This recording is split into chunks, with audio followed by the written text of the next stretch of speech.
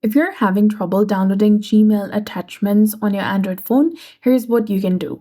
Sometimes when you click the download button for an attachment, it might fail and show an error message. If this happens, you have few alternatives.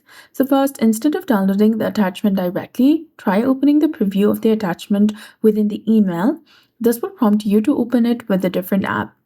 For example, if it's a document or a PDF, you can open it with a PDF app and then save or download it from there. As I have the CAM scanner application installed in my device, I chose to open my documents and PDF within this app, which allowed me to download it using a third party application. You can also upload the attachment to the Google Drive if downloading to your phone's storage isn't working. The Google Drive button is readily available as well.